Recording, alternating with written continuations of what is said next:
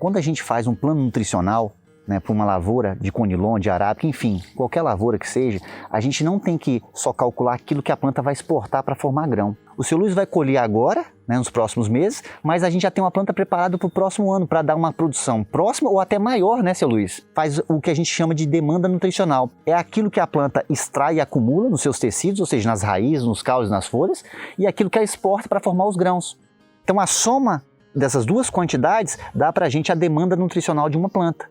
Então a gente multiplica logicamente pelo número de plantas na área, para a gente saber qual é a quantidade total de nutrientes. Logicamente, igual por exemplo o seu Luiz viu, que teve um crescimento diferenciado, a cor da planta fixou mais.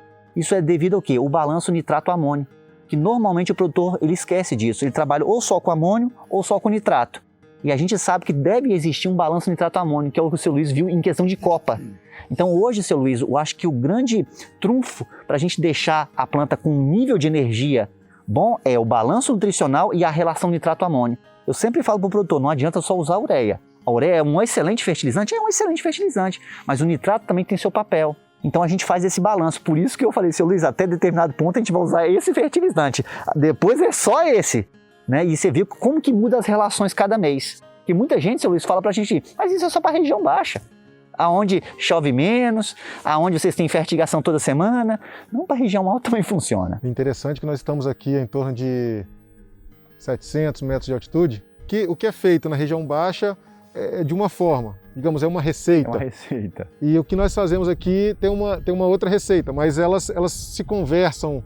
Mas o mais importante também é o conhecimento que o produtor já tinha, não só das suas lavouras, mas das suas terras. Então, quando eu conversava com o seu Luiz, eu extraí o máximo dele, né? Ele era como se fosse os meus olhos, para que me desse aquela informação um pouco mais já lapidada, para que eu pudesse converter isso num plano de nutrição para o seu Luiz. Então isso era muito legal. Eu conversava com o seu Luiz, Luiz, como é que está o café? Em que fase que ele está? Como é que ele está se comportando? Está verde, está crescendo folha, está emitindo? Então ele passava essa informação para mim, Arthur, e isso me deu muita segurança em fazer a recomendação mensal. A gente tem observado que o teor de açúcar, o Brix das frutas estão altíssimo. Então a gente tem tudo para obter um resultado fantástico nessa colheita de agora. A gente não começou ainda a colher o café conilon, a gente está colhendo o arábica ainda, mas a gente observa que o conilon também esse ano está com índice de açúcar alto, e a mucilagem também ela está bem fluida, né? Não é comum muito no conilon, mas esse ano está realmente surpreendendo. Seu Luiz, tem muitas pessoas que acabam meio que confundindo, né? Que alto grau de açúcar na planta aumenta a incidência de pragas e doenças. E a gente sabe que isso não é verdade. Então, eu queria que o senhor falasse um pouco como que foi a questão do manejo, né, fitossanitário das plantas, né, se houve maior incidência de pragas e doenças, ou se o senhor teve alguma dificuldade por conta de usar hoje uma base de nitrato um pouco maior. Teve alguma coisa nesse sentido? Não, muito ao contrário, entendeu? A gente tem observado que a nutrição ela equilibrou a planta e isso serviu também para que não houvesse incidência de doença, né? Professor Henrique, nós usamos aqui extratos de algas, aminoácidos, matéria orgânica, macro e micronutrientes. Quando você usa extrato de alga, quando você usa aminoácido, isso gera uma grande retorno para o produtor nesse contexto.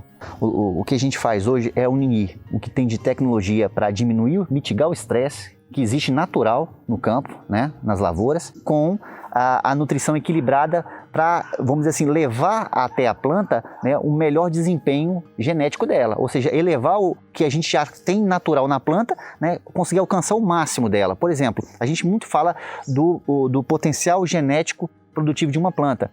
Logicamente que é muito difícil alcançar o máximo, mas a gente vai se aproximar disso mais quando a gente tem mais tecnologia de diminuição do estresse das plantas.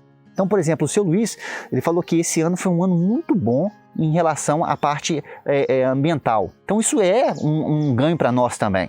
Só que a planta, em determinados momentos, ela passa por estresse, né, seu Luiz? Como, por exemplo, a abertura do botão floral. A planta bem nutrida, com um nível de energia acumulado bom, ela vai ter um melhor pegamento de flor, a posteriori de frutos.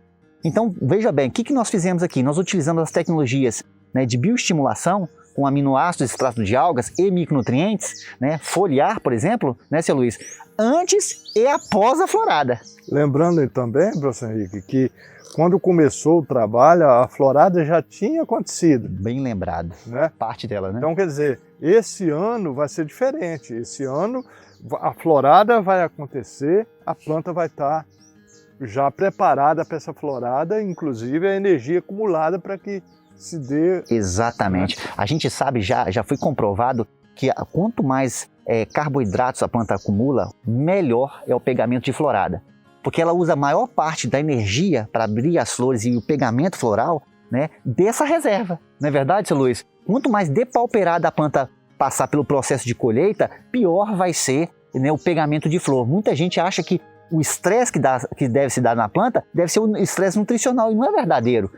Normalmente a gente dá um estresse hídrico na planta para uniformização de florada, que é muito diferente do estresse, né, nutricional, né, seu Luiz, que deixa a planta depauperada. Né? Ou seja, folhas pequenas, baixo enraizamento, não é isso, seu Luiz? Né?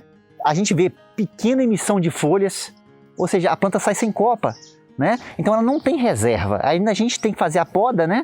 Então assim, ela sai muito realmente depauperada. E é interessante, o seu Luiz falou, que quando a gente vê aqui, parte da lavoura já tinha florado, alguns materiais já tinham florados, outros ainda estavam para vir, mas já estavam, vamos dizer assim, a floração já estava feita.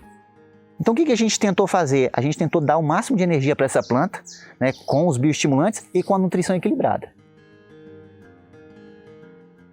Seu Luiz, Henrique, professor Henrique, vamos dar uma volta na roça que nós criamos esse ano? Vamos lá. Dar uma passada na estufa, dar uma passada na lavoura para a gente mostrar o que foi feito durante o ano e levar um pouco mais de informação para todos aqueles que assistem o Melhor Café do Mundo.